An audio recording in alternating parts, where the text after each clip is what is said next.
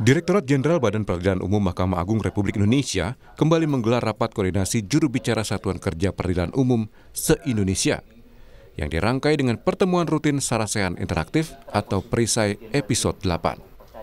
Acara ini berlangsung Senin 7 Juli 2025 di Gedung Sekretariat Mahkamah Agung, Jalan Jenderal Ahmad Yani, Jakarta Pusat. Acara dibuka Dirjen Badilum Bambang Mianto melalui kanal streaming. Dan peserta yang hadir antara lain Hakim Juru Bicara, Pejabat Humas Pengadilan Seluruh Indonesia, dan Insan Pers Nasional. Dalam sambutannya, Direktur Pembinaan Tenaga Teknis Badan Peradilan Umum, Hasanuddin bilang, kegiatan ini menjadi ruang konsolidasi sekaligus evaluasi bersama antar Satuan Kerja Peradilan Umum se-Indonesia, guna memastikan keterbukaan informasi publik berjalan dengan baik.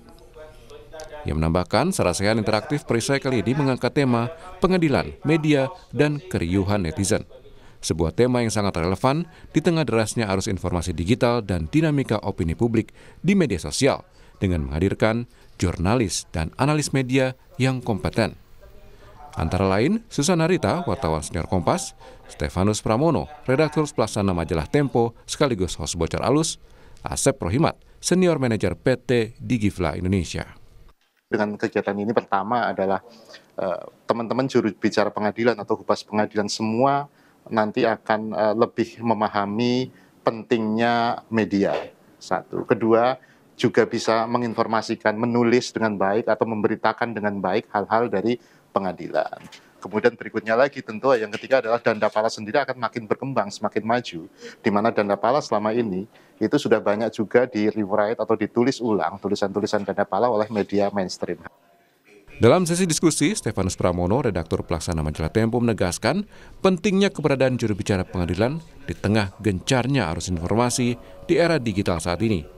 Ia menambahkan, juru bicara pengadilan punya peran strategis untuk memastikan pesan-pesan penting dari pengadilan sampai ke publik secara utuh, tidak terdistorsi, sehingga publik tidak mudah berprasangka negatif dan tetap patuh pada kode etik.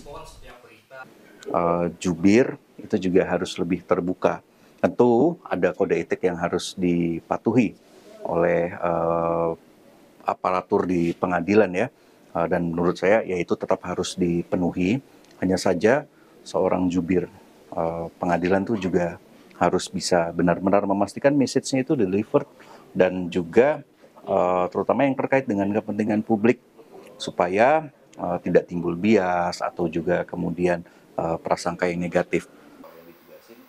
Selain dalam rangka pembinaan, acara ini juga menjadi momentum penting memperingati 10 tahun perjalanan majalah Dandapala, media internal Badilum yang pertama kali terbit pada 1 Maret 2015, genap 1 dekade. Majalah Dandapala telah melewati berbagai fase naik turun dalam perjalanan penerbitannya. Namun berkat kerjasama, komitmen dan inovasi semua pihak, Dandapala berhasil menegaskan eksistensinya sebagai media peradilan umum yang kokoh. Puncaknya pada 1 Desember 2024, Dandapala resmi bertransformasi menjadi platform digital melalui dandapala.com, membuka akses informasi publik yang lebih luas dan cepat. Dalam rentang 6 bulan terakhir sejak digitalisasi, Dandapala mencatatkan capaian antara lain telah dikunjungi lebih dari 1 juta orang, menayangkan 1.300 artikel yang dibaca sekitar 700.000 kali, menampilkan sekitar 80 konten foto khusus dengan total view mencapai 100.000 kali. Dan terus mengembangkan rubrik-rubrik baru yang mendukung keterbukaan informasi di lingkungan peradilan umum. Badilum berharap media Dandapala dapat semakin banyak dijadikan rujukan media-media nasional dalam meliput informasi seputar dunia peradilan umum. Hal ini tidak hanya akan memperluas distribusi informasi, tetapi juga meningkatkan kepercayaan publik terhadap lembaga peradilan.